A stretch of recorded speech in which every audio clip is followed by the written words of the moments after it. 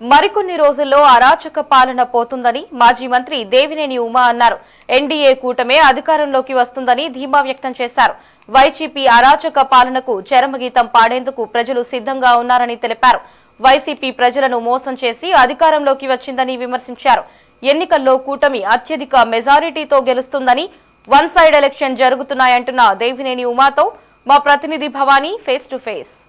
విజయవాడలో పశ్చిమ నియోజకవర్గ సుజనా చౌదరికి మద్దతుగా అయితే దేవినేని ఉమా వచ్చారు. సార్ నమస్తే సార్. చూసినట్లయితే రాజకీయాల్లో రోజుకొక కీలక పరిణామాలు చోటు చేసుకుంటున్నాయి.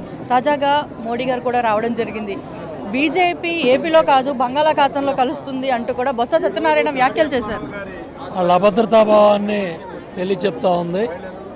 చాలా పెద్ద ఎత్తున అన్ని పార్టీల నుంచి కూడా కార్యకర్తల నాయకులు ఈరోజు ఎన్డీఏ కూటమి పార్టీల్లో జాయిన్ అవుతున్నారు. ఇవాళ ఇన్ని వందల మంది వైసీపీ పార్టీ నుంచి బయటికి రావడం జరిగింది.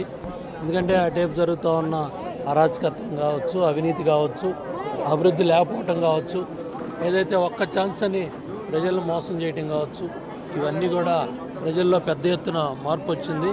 ఒక్క ఛాన్స్ అని ప్రజలను మోసం చేసి అధికారంలోకి వచ్చారు. ఇవాళ పనులు చేయలేక మరి ప్రభుత్వం ఏదైతే ఇవాళ అన్ని రంగాల్లో వైఫల్యం చెందింది. ముఖ్యంగా ల్యాండ్ టైటిలింగ్ యాక్ట్ అనేది ఏది ఉందో అది వాళ్ళ గ్రామీణ ప్రాంతాల్లో ప్రతి ఒక్క రైతు, అట్లాగే పట్టణ ప్రాంతాలు కావచ్చు, గ్రామీణ ప్రాంతాల్లో కావచ్చు, ఒక సెంటు స్థలం ఉన్న వాళ్ళ దగ్గర నుంచి ఒక ఎకరం పొలం ఉన్న వాళ్ళ వరకు ప్రతి ఒక్కళ్ళు కూడా ఈ ల్యాండ్ టైటిలింగ్ యాక్ట్తో ఇబ్బంది పడిపోతున్నారు. అట్లాగే ఏదైతే ఇవాళ నాసిరకం మద్యంతో ఇవాళ సామాన్య ఎవరైతే పాపం అలవాటు పడ్డ ప్రాణాలు ఆ నాసిరకం మద్యం వల్ల వాళ్ళ కుటుంబాలు చిన్నాభిన్నం అవుతున్నాయి, వాళ్ళ ఆరోగ్యాలు పోతూ ఉన్నాయి. మహిళలు చాలా పెద్ద ఎత్తున ఇళ్లలో ఇబ్బంది పడుతూ ఉన్నారు. వచ్చే కద్దుబాటు డబ్బుల్ని వాళ్ళ 60 రూపాయల సెస్సాన్ని 200, 300 పెంచడం వల్ల చాలా ఇబ్బందులు పడుతున్నారు.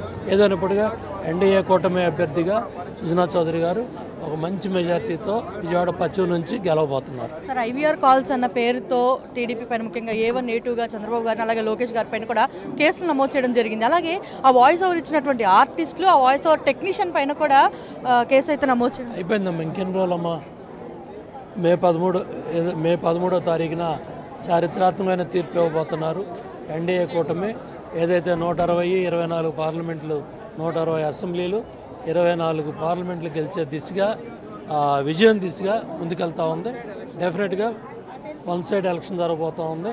రేపు మోడీ గారు కూడా రాబోతూ ఉన్నారు. చంద్రబాబు నాయుడు గారు, పవన్ కళ్యాణ్ గారు ఈ ర్యాలీలో పాల్గొన్నారు. పెద్ద ఎత్తున అందరూ కూడా తరలి రావాలని అందరినీ కోరుతాం. సార్ పేర్ని నాని యొక్క కొడుకు మీద కూడా కేసులు ఫైల్ చేసినటువంటి పరిస్థితి, పేర్ని నాని కొడుకు మీద కూడా అంటే వాళ్ళ అరాచకత్వం ఏ స్థాయికి వెళ్ళిందంటే అక్కడ కొల్లు రవీంద్ర గారి మీద, ఆ కార్యకర్తల మీద, నాయకుల మీద ప్రతిరోజు తప్పుడు కేసులు పెట్టి ఆ గంజాయి బ్యాచ్ని అక్కడ పెంచి పోషిస్తూ ఉన్నారు. ఇవాళ అరాచకాలకి ఫలితమే అవన్నీ కూడా బయటకు వచ్చినాయి. లాస్ట్ అండ్ ఫైనల్ వెల్లంపల్లి పైన మీ స్పందన?